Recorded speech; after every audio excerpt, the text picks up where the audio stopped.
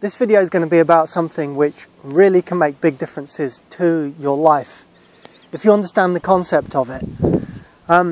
It's kind of philosophical, but it's also true, and it's about the concept or the idea that everything, even though it is external to you, everything is also inside of you. And I suppose I've always been thinking of new ways of explaining this, because it's a very simple concept, but it can take a little while to get, so just bear with me. So the way I'll explain this is everything that is external to us, we know that it's there because of our senses. Our smell, our taste, our touch, our sight, and sound, everything that comes through our ears. So anything that comes in through those senses starts off external to us. So let's say I touch your hand. Now if I touch your hand, you know that I'm touching your hand because you can feel me touch your hand. But where do those feelings exist? Well, I touch your skin, and that's interpreted in your brain. So that feeling exists inside of you. If you had no way of feeling anything in your hand, if your hand was completely numb, you would not know that I was touching your hand. It's the same with sound. So somebody says a word. Let's say someone says something to you which is upsetting, nasty. A frequency is leaving their mouth. It is picked up by your ears. It goes through your ear system into your brain, and your brain interprets those words. And your brain then knows what those words mean, as long as they're speaking the same language as you. And attached to those words are what those words mean to you. So if someone said something to you, it may upset you, it may annoy you, it may whatever. Those words could be said to someone else, let's say, and they actually may think it's funny, they may laugh at it. Or imagine if somebody was speaking to you in a foreign language, in Chinese, you had no idea what they're saying, but they were being, as we would say, offensive to you.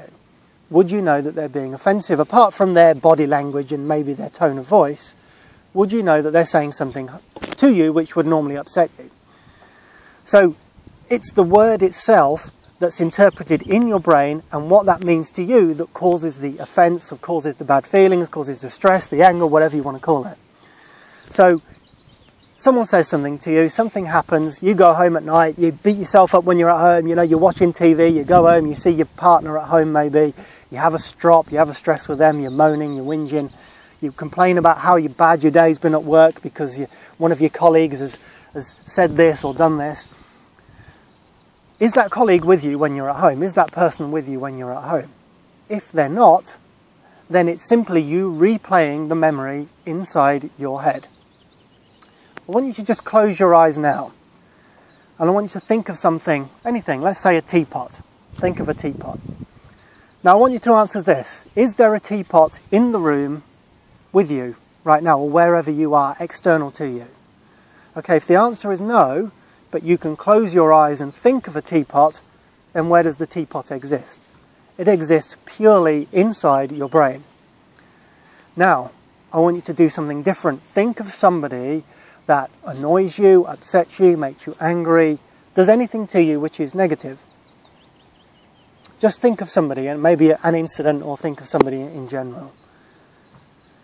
Now, when you think of them, and they annoy you, they upset you, they make you angry, whatever, are they with you right now? I mean, if they're standing in front of you, fine, but do this experiment when you're not with them. If you can make them annoy you right now, or do something to you right now, who is creating that? Because they're not with you.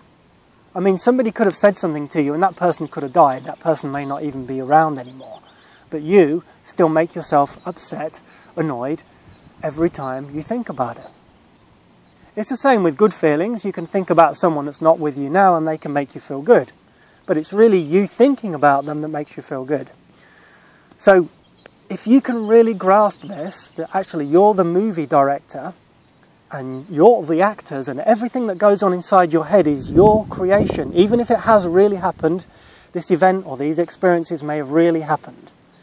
Yes, but are they happening right now, external to you? And if they're not, then it is purely a creation of you replaying the memory that did happen.